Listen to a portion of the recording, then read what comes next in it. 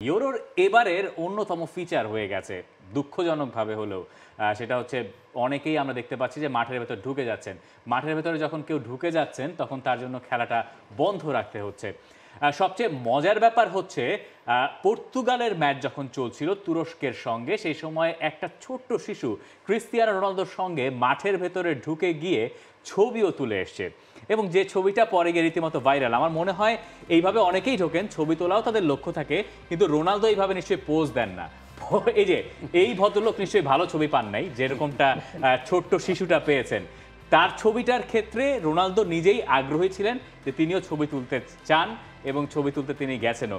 Ronaldo সময়টা উপভোগ করছেন, রাইট? না, অবশ্যই। একটা জিনিস হচ্ছে যে অ্যাগ্রেসিভ ম্যানারে অ্যাপ্রোচ একটা জিনিস, যেমন আমাদের ক্ষেত্রে এখানে হয়েছে অনেক সময় কাঁধে হাত দিয়ে ছবি তুলছে, বাট এই ছবিটাতেই বোঝা যাচ্ছে যে রোনালদো বিরক্ত, বিকজ হি ইজ ফোর্সিং বা টাচিং, আনওয়ান্টেড টাচ যদি আমরা বলি। বাট বাচ্চাটা তো গিয়েছে একদম ট্রু ফ্যান হিসাবে ওইভাবে, তো ওদের সাথে একরকম আচরণ করবে আর ওদের সাথে অন্যরকম আচরণ, এটা তো স্বাভাবিক।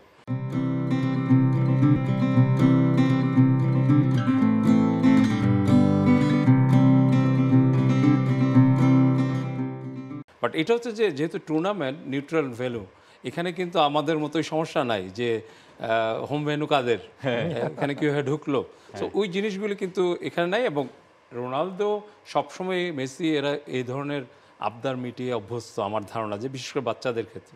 এক্স্যাক্টলি। এবং দেখেন না আপনি, এই মানে স্টুয়ার্ট যারা ছিলেন মাঠে, তারাও এই ছোট শিশুর দিকে খুব বেশি আক্রমণাত্মক হয়নি। তারা এটা মেক শিওর করেছে যে ও যেন কোনোভাবেই ব্যথা না পায়। দিন শেষে ছবিটা সুন্দর হয়েছে, সমাপ্তি ঠিকঠাক হয়েছে, কিন্তু ইউএফএ এখন যেটা করেছে যে আরও বেশি শক্তপোক্ত করেছে তাদের নিয়ম শৃঙ্খলা।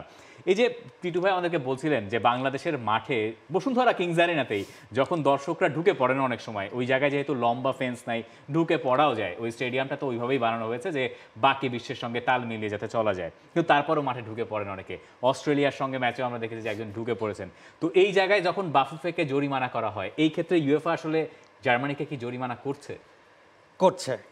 করছে এই হিসাবে যে ওদের ইউএফএর যে সেফটি অ্যান্ড সিকিউরিটি রেগুলেশনসটা থাকে, ওর মধ্যে লেখা থাকে যে যদি ইউএফএ ইউরো, যেটা কিনা আর কি ফাইনাল ওরা কম্পিটিশন হিসেবে কাউন্ট করছে, তো যদি একজন লোক ঢুকে সেক্ষেত্রে 5,000 ইউরো, আর যদি 2জন লোক ঢুকে তাহলে 8,000 ইউরো, এবং এরপরের প্রতিবার লোক ঢোকার জন্য 3,000 ইউরো করে বাড়তে থাকবে। তো এখন আসলে দিন শেষে কাউন্ট হবে পুরা টুর্নামেন্ট জুড়ে যোগ করতে হবে, তো যতগুলো হবে। হ্যাঁ, তো এখন যেহেতু হোস্ট অ্যাসোসিয়েশন এখানে হচ্ছে জার্মানি, সো পুরা ব্যাপারটা জার্মানির উপরে গিয়েই পড়বে এবং তাদেরকে পুরা কভার করতে হবে এই কস্টটা। কালকে আরও একটা মজার ঘটনা ঘটেছে, যখন ম্যাচটা শেষ হয়ে গেছে 90 মিনিটস, রেফারি বাঁশি বাজিয়ে দিয়েছেন, ওই সময়ে অনেকে ঢুকে পড়ছেন স্টেডিয়ামে, ডর্টমুন্ডের মাঠে অনেকে ঢুকে পড়ছেন। তো তখন স্টুয়ার্ডরা যারা গেছেন কন্ট্রোল করার জন্য, তাদেরকে একজন স্লিপ কেটে গনজালো রামোসকে স্লাইডিং ট্যাকেল দিয়ে ফেলে দিয়েছেন। গনজালো রামোস প্রচণ্ড ব্যথাও পেয়েছেন, কিন্তু তিনি কোনো রিয়াকশন দেখান নাই, কারণ তারও হাত বাঁধা। মানে কী বা করবেন, তিনিও বুঝতে পারছেন যে কি আর করা আছে। না, মেইন হচ্ছে যে আমাদের এখানে যে ঘটনাটা ঘটছিল, আমার মনে হচ্ছে যে প্রায় ওই যে স্লিপ কেটে হ্যারি শোটারের উপরে প্রায় পড়েছে, এই জন্য খুব বিরক্ত হয়েছিল, ধাক্কাও দিয়েছে। তো ওই জিনিসগুলি তো আসলে হতেই পারে, এবং আমরা তো আসলে ইউটিউবে এই ধরনের ভিডিও দেখি, দর্শকরা ঢুকে যে হস্টাইল, তারপরে পাঞ্চ করতেছে প্লেয়ারকে, এরকম ঘটনা তো অনেক। তো এই জিনিসটা আসলে তো একদমই কাম্য না। বাট আমরা বুঝি যে এই দর্শকদের দিকে তাকিয়ে থাকা, যে গার্ডরা যে কিভাবে দেখতে হয় বা চোখে ফাঁকি দিয়ে নেমে পড়তে পারে, তো এটা ওইভাবেই যায় আর কি, এইভাবেই যায়। ম্যানুয়েল নয়ার দর্শকদেরকে অভিবাদন জানাচ্ছেন। তিনি নিশ্চয়ই চাইবেন না যে সমর্থকেরা তাকে দেখার জন্য মাঠ পর্যন্ত নেমে আসুক। আরও একটা ইউরো খেলছেন জার্মানির গোলকিপার, জার্মানির one of the best, all time one of the best গোলকিপার্সদের ভেতরে নিশ্চয়ই ম্যানুয়েল নয়ার থাকবেন। বিশ্বকাপ জেতা আছে, ইউরোটাই এখনও জেতা হয় নাই। দেখা যাক এইবার তার স্বপ্নটা পূরণ হয় কিনা। ফ্র্যাঙ্কফুর্টে বাংলাদেশ সময় রাত 1টায় জার্মানি মাঠে নামছে তাদের গ্রুপের শেষ ম্যাচে সুইজারল্যান্ডের বিপক্ষে, এবং এই ম্যাচটা আপনি সরাসরি দেখছেন টি স্পোর্টস এবং টি স্পোর্টস অ্যাপে। ম্যানুয়েল নয়ার এবং ইংল্যান্ড খুব ভালো বন্ধুত্ব হয়তো নয়, আপনি যেহেতু ইংলিশ ফ্যান, আহমেদ শাহেক, 2010-এর কি স্মৃতি মনে পড়ে ম্যানুয়েল নয়ারকে নিয়ে? হ্যাঁ, ওই যে গোল লাইনের পরে বলটা চলে যাবে এবং ও তাড়াতাড়ি করে বলটা সরায় দেয়া, ওখান থেকেই তো গোল লাইন টেকনোলজির উৎপত্তি ওইটার উপরই।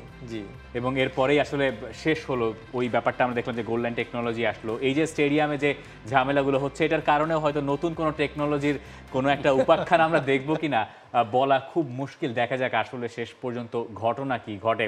জার্মানির স্টার্টিং লাইন আপ কি আমরা পেয়ে গেছি, আমরা জার্মানির স্টার্টিং লাইন আপ এখনও পাইনি, আমরা সেটার জন্য অপেক্ষা করছি। সুইজারল্যান্ড তাদের স্টার্টিং 11টা আমরা এই ফাঁকে যদি একটু দেখে নেওয়ার সুযোগ পাই। ইয়ান সমার গোল বারের নিচে তিনিই থাকছেন আরও একবার, যেটা অনুমিত ছিল। এবং গ্রানিট শাখাও থাকার কথা, আকাঞ্জি আছেন, গ্রানিট শাখা আছেন, সবাইকেই দেখতে পাচ্ছি। রেমো ফ্রয়লার সামনে, মোয়ে তাকে দেখা যাচ্ছে, এবং ব্রিল এমবোলো স্টার্ট করছেন আজকের এই ম্যাচটাতে। সুইজারল্যান্ড মোটামুটি বলা যায় যে তারা আসলে এই ম্যাচে তাদের তো ঝুঁকি নেওয়ার কোনো সুযোগ নেই টিটু ভাই। না, ঝুঁকি আমি বলবো না, আমার মনে হচ্ছে যে they have nothing to lose. কারণ হচ্ছে তারা ধরে নিচ্ছে যে দুইটা ম্যাচের থেকে তারা ভালোই 4 পয়েন্ট পেয়েছে যা পাওয়ার। এখন যেটা হচ্ছে যে তাদের নিজেদেরকেও টেস্ট করা, যে একটা টুর্নামেন্টের হোস্ট এবং one of the best team, তাদের সাথে আমরা কি করতে পারি, সো আমরা কি দিয়ে তৈরি, ওই জিনিসটা টেস্ট করার একটা ব্যাপার থাকবে। আর they will want to give মানে মোর হার্ড টাইম বা tough time to Germany, no doubt, এবং জিততেই চাবে হয়তো।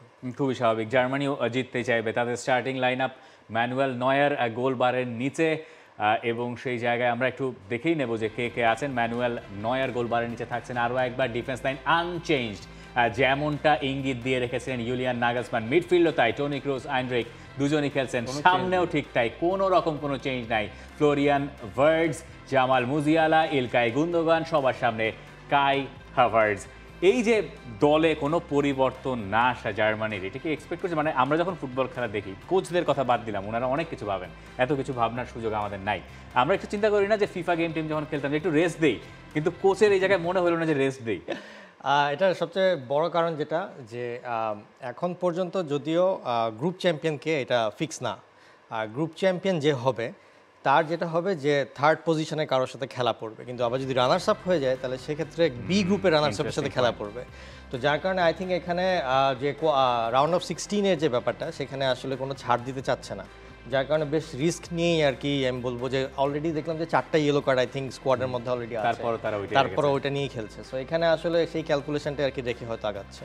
দুজনই গোলকিপার, খানিক্ষণ আগে আমরা দেখছিলাম ম্যানুয়েল নয়ারকে, এখন দেখছি ইয়ান সমারকে, যিনি বায়ার্ন মিউনিখে গেলবার খেলেছেন, জার্মানিতে লম্বা সময় তিনি খেলেছেন, এর আগে বরুসিয়া মনশেনগ্লাডবাখে লম্বা সময় তিনি খেলেছেন, এখন খেলছেন ইন্টার মিলানের হয়ে। এই ফ্রাঙ্কফুর্টের মাঠ তার খুব ভালো মতোই চেনা। দুপাশের দুই গোলকিপারেরও ম্যাচ বোধ হয় আজকে, দুজন ইউরোপের ওয়ান অফ দ্য মানে দুই সেরা গোলকিপারের ম্যাচ। না, মেইনলি হচ্ছে যে এই টিম মানে দুই টিমেরই অনেক প্লেয়ারই বুন্দেসলিগায় খেলে, সো একজন আরেকজন খুব ভালোভাবে চেনে। বাট এখানে আমার কাছে মনে হচ্ছে যে নাগলসম্যান সাধারণত টিম চেঞ্জ করে না, সে উইনিং কম্বিনেশন কখনোই ভাঙতে চান না। এটা আমি আগেও দেখেছি, যেমন লাইপজিগে যখন কোচ ছিলেন কিংবা বায়ার্ন মিউনিখে, তার এটা একটা ট্রেন্ড বা তার একটা স্টাইল হইতে পারে। বাট একটা জিনিস হচ্ছে যে যেটা শাইক বলেছে, এটা হচ্ছে ইম্পর্টেন্ট, যে ইয়েলো কার্ডটা ইম্পর্টেন্ট। তার মানে তাদের খেলার ফ্লোটা একটু রেস্ট্রিক্ট করে তাদের খেলতে হবে, স্পেশালি দুই সেন্টার ব্যাক রুডিগার আর যে জোনাথন তা। বাট আমি বলবো যে জার্মানির যে স্টাইলটা খেলার থাকে সেটা হচ্ছে যে মেইনলি আমরা জানি, যেটা আমাদের নাসিফ দেখিয়েছিল, যে দুই স্টপারের বাম দিকে চলে আসে ক্রুস এবং আন্দ্রিস থাকে সামনে, ওইখান থেকে বিল্ড আপ করার ব্যাপারটা, দুইটা উইংব্যাক হাই আপে যাওয়া। আরেকটা জিনিস খুব ইন্টারেস্টিং আমার মনে হচ্ছে, যে ওরা মিডফিল্ডে এখানে যে উইং মিডফিল্ডাররা, যে মুসিয়ালা হোক, ওদিকে মুজিয়ালা অথবা ভার্টজ, যে এরা হচ্ছে ইনসাইডে চলে আসে মিডলের দিকে, তখন রাইট উইংব্যাক বা লেফট উইংব্যাক যেদিকেই খেলা হয়, ওরা ওইখানে একটা ডায়মন্ডের মতো শেপ করে এবং অ্যাট্রাক্ট করে অপোনেন্টকে। তো ওইখান থেকে যেটা হয় কি, ফরওয়ার্ড রান করে গুন্দোগান, এবং ওইখান থেকে একটা সুইচেরও তাদের অপশন থাকে, যে এই পাশের উইংটা যেখানে উইক সাইড অপোনেন্ট টিমের। For more updates, subscribe to our YouTube channel and click on the bell icon. Follow us on Facebook and Instagram. Download T-Sports app to enjoy exciting games and highlights. Visit tsports.com.